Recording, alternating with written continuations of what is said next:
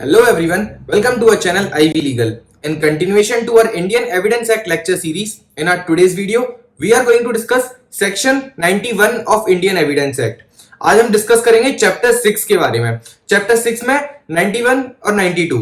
Chapter 6 बताता है, deal करता है with the topic the exclusion of oral by documentary evidence. ये चैप्टर 6 में सेक्शन 91 से 100 तक कवर्ड है. इस चैप्टर में बेसिकली ये बताया गया है कि ओरल एविडेंस, जहां पर डॉक्यूमेंट्री एविडेंस अवेलेबल है, वहां पर ओरल एविडेंस को कोर्ट एडमिट नहीं करेगा एज अ एविडेंस. और ये सीधी सी बात है कि अगर किसी स्टेटमेंट का रिटर्न फॉर्मेट, अगर रिटर्न डॉक्यूमेंट अवेलेबल है, तो वहां पर ओरल एविडेंस को प्राथमिकता नहीं दी जाएगी, ओरल एविडेंस को कंसिडर नहीं करेगा कोर्ट.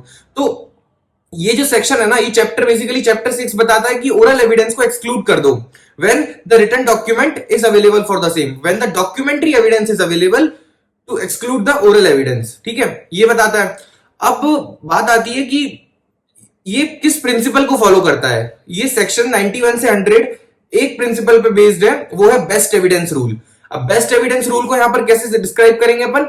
बेस्ट एविडेंस रूल से यहां पर मतलब है कि court will always consider the primary evidence और the documentary evidence until and unless the party shows that the document, the primary document or the documentary evidence is not available, or it is difficult to obtain that evidence. Only in those cases the court can allow the secondary evidence. But general rule क्या है कि court best evidence को consider करेगा. और best evidence क्या है? Primary evidence, documentary evidence, जो written format में है. तो अब इसी को ध्यान में रखते हुए हम डिस्कस करेंगे. हम स्टार्ट करते हैं section 91. Section 91 of Indian evidence act बोलता है evidence of terms of contract, grants etcetera reduce to document. इसका मतलब ये है कि when the terms of contract या document, when the terms of contract या फिर grant या फिर कोई भी disposition of property, if it is reduced to the form of document, if it is reduced to the form of document and is required by law to be reduced in the form of document, मतलब कोई भी terms of contract या फिर कोई terms of grant जो कि document के form में रिड्यूस हुई है, या तो वॉलेंटरीली या फिर बाय कंपल्शन ऑफ लॉ, अगर वो रिड्यूस हुई है in the form of document, तो उस केस में आप सिर्फ और सिर्फ रिटन डॉक्यूमेंट को ही ऐसा एविडेंस दे सकते हो in the court, and apart from that no other evidence can be given.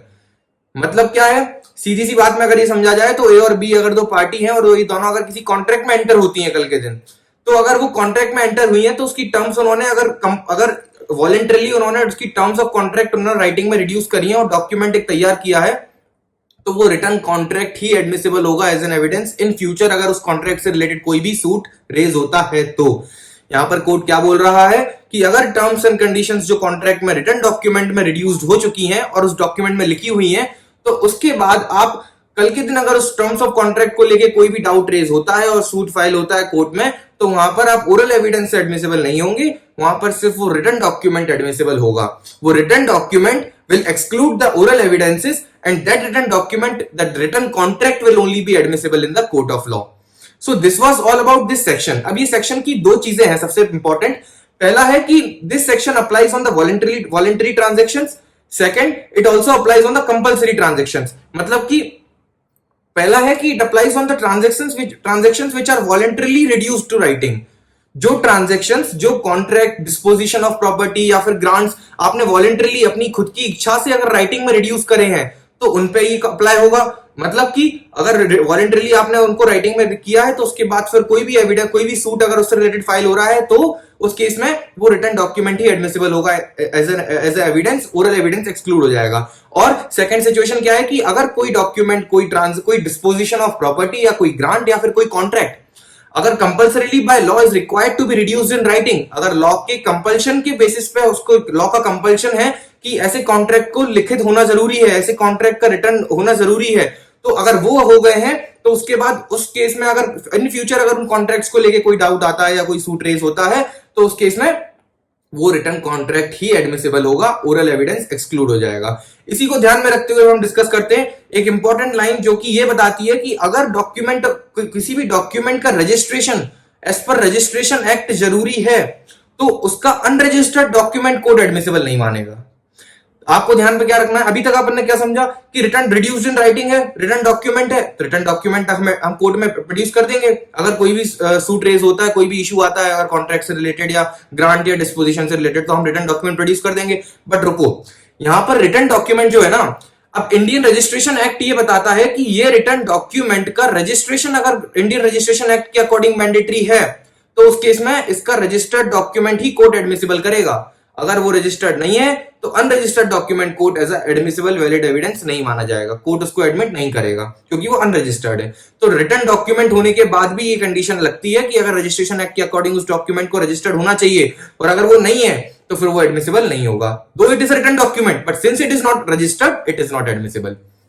अब इसको हम एक एग्जांपल से समझते हैं। तो सपोज आप ऐसे समझो कि ए और बी दो पार्टी है, ठीक है, इन दोनों के बीच में सूट फाइल हुआ है। ए बी के अगेंस्ट सूट फाइल कर रहा है फॉर ट्रेसपासिंग, ठीक है। बी ए सूट फाइल करता है alleging that B has unlawfully obtained the access to A's property, और B एज अ ट्रेसपासर उसके घर में घुसा है, ठीक है। अब B यहां पर कोर्ट में ये आर्ग्यू कर रहा है, B ये कंटेंट करता है कोर्ट में, ये बोलता है कि आज से कुछ साल पहले सेम हम दोनों के बीच में ही इसी प्रॉपर्टी को लेके एक सूट फाइल हुआ था, और उसमें कोर्ट ने मेरे फेवर में जजमेंट पास किया था। मतलब कोर्ट ने बी के फेवर में जजमेंट पास किया था, तो बी की प्रॉपर्टी है, बी ये बोलता है कोर्ट में, ठीक है। बी बोलता है कि आज से कुछ साल पहले कोर्ट ने मेरे फेवर में जजमेंट पास किया था, इसलिए प्रॉपर्टी मेरी है। बट ए बोल रहा है कि B is a trespasser in my property, और प्रॉपर्टी ए की है। तो यहां पर जब बी ये बोलता है कोर्ट को कि आज से कुछ साल पहले जजमेंट मेरे फेवर में पास हुआ था इसी सेम सूट को लेके, between the same parties on the same property, तो कोर्ट वहां पर इस ओरल एविडेंस को कंसिडर नहीं करेगा। कोर्ट क्या बोलेगा, इस चीज जो आप बोल रहे हो कि आपके पास प्रीवियस जजमेंट है आपके फेवर का, उसकी कॉपी प्रोड्यूस करो, क्योंकि उसका रिटर्न डॉक्यूमेंट अगर अवेलेबल है तो आप ओरल एविडेंस नहीं दे सकते। Oral evidence is excluded by the return document, by the documentary evidence available. क्योंकि यहां पर रिटर्न डॉक्यूमेंट अवेलेबल है तो कोर्ट के जजमेंट की कॉपी आपको प्रोड्यूस करनी पड़ेगी, आप ओरली यहां पर नहीं बोल सकते। Oral evidence is not admissible, but the copy of that previous judgement which was passed in favour of B is admissible.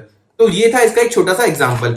अब हम बात करेंगे कि इस सेक्शन के कुछ एक्सेप्शंस भी हैं। तो दो एक्सेप्शन बताए गए हैं जहां पर even though return document is available but oral evidence से काम चल जाएगा, ठीक है।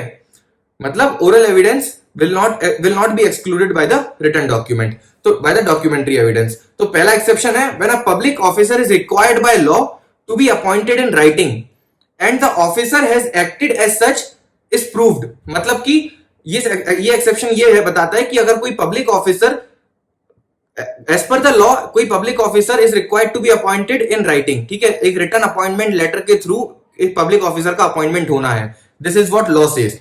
बट अगर ये प्रूव हो जाता है कि वो पब्लिक ऑफिसर एक्ट कर रहा है as a respected public officer, ये अगर प्रूव हो जाता है तो उस केस में वो रिटर्न अपॉइंटमेंट लेटर को प्रूव करना जरूरी नहीं है। उस केस में आप वो रिटर्न अपॉइंटमेंट लेटर कोर्ट में ले जाके प्रूव करना इज नॉट अ मैंडेट। अगर ये प्रूव हो जाता है कि हाँ वो वो पब्लिक ऑफिसर अपनी ड्यूटीज निभा रहा है और वो as a public officer act कर रहा है, अगर ये प्रूव हो जाता है तो उसके फिर रिटर्न अपॉइंटमेंट लेटर को प्रूव करना जरूरी नहीं है। फॉर एग्जाम्पल इस एक्सेप्शन को समझने के लिए अपन ये ले लेते हैं कि when the question is whether Ram is a high court जज, then if the fact that he is working as a high court जज is proved, then his return appointment need not be proved. अगर suppose ये question आता है before the court कि Ram high court जज है या नहीं, तो अगर आप कोर्ट में ये प्रूव कर देते हो कि Ram is acting as a high court जज, तो उस केस में फिर आपको ये प्रूव करना जरूरी नहीं है कि आपको उसका रिटर्न अपॉइंटमेंट लेटर कोर्ट में प्रोड्यूस करना जरूरी नहीं है। तो ये एक्सेप्शन है। अभी क्या था कि अगर रिटर्न डॉक्यूमेंट अवेलेबल है किसी चीज का तो वही प्रोड्यूस करो, because that is the best evidence. But exception क्या बोल रहा है कि अगर राम दिख रहा है, राम अगर आप कोर्ट में ये प्रोड्यूस कर दो कि राम हाईकोर्ट जज एज अ हाईकोर्ट जज ही प्रैक्टिस कर रहा है, ये आप प्रूव कर दो, तो उस केस में फिर आपको उसके रिटर्न अपॉइंटमेंट लेटर, उसका रिटर्न लेटर जो उसको एज अ हाईकोर्ट जज अपॉइंट कर रहा है, that is not required to be produce before the court. ये था पहला एक्सेप्शन। दूसरा एक्सेप्शन बात करता है विल्स के बारे में, जो वसीयत होती है। जो विल, अगर if the will is admitted as a probate in India, then it can be proved by way of probate. वहां पर आपको विल की डॉक्यूमेंट की जरूरत नहीं है। प्रोबेट क्या है? Probate is basically a certified document जिसमें कॉम्पिटेंट कोर्ट की सील होती है, और वो कॉम्पिटेंट कोर्ट की सील के थ्रू कोर्ट एडमिनिस्ट्रेशन पास कर देता है to the estate of the testator, ठीक है। तो वो मतलब जो भी उसका लीगल एयर है उसके पास सारा एडमिनिस्ट्रेशन पास ऑन हो जाता है through that probate, through that document which is certified with the seal of competent court. ठीक है, कोर्ट हैविंग कॉम्पिटेंट जुरिस्डिक्शन। तो अगर कोई भी will if it is admitted in India as a probate, then that will can be proved by way of probate also, and there is no need to produce the document containing will. ठीक है, वहां पर आपको return document जिसके through will issue हुई थी वो document produce करने की जरूरत नहीं है, आप प्रोबेट प्रोड्यूस करके काम चला सकते हैं। So that is the second exception. अब इस सेक्शन में कुछ एक्सप्लेनेशन भी है, तो अब इस वीडियो को ज्यादा लंबा ना करते हुए हम बहुत शॉर्ट में एक्सप्लेन कर देते हैं कि एक्सप्लेनेशन क्या बताते हैं। तो पहला एक्सप्लेनेशन है इसका कि ये सेक्शन इक्वली अप्लाई करता है on the contracts etcetera which contains one or more document। तो बेसिकली अगर कॉन्ट्रैक्ट में एक या एक से ज्यादा लेटर हैं तो वो सारे लेटर्स को प्रूव करना जरूरी है। ठीक है, क्योंकि वो सारे रिटर्न डॉक्यूमेंट है, तो सारे रिटर्न डॉक्यूमेंट को प्रूव करना जरूरी है। तो ये अगर एक कॉन्ट्रैक्ट में बहुत सारे लेटर्स का कॉम्बिनेशन है तो सारे लेटर्स को प्रोड्यूस करो बिफोर द कोर्ट। दूसरा एक्सप्लेनेशन बताता है कि where there are more than one original then only one original need to be proved. अगर जैसे बिल्स ऑफ एक्सचेंज इशू होता है तो bills of exchange is drawn basically in a set of तीन कॉपीज में इशू होता है, तो ऑल आर ओरिजिनल, तो यहां पर किसी भी एक कॉपी को आप प्रोड्यूस कर सकते हैं। If when the document is issued in the original copies which are of more than one, तो सारी ओरिजिनल है तो किसी एक को प्रोड्यूस करके आप काम चला सकते हो, उसमें वो कोर्ट एडमिसिबल मत कर लेगा। थर्ड एक्सप्लेनेशन जो कि इंपॉर्टेंट एक्सप्लेनेशन है, ध्यान से सुनना।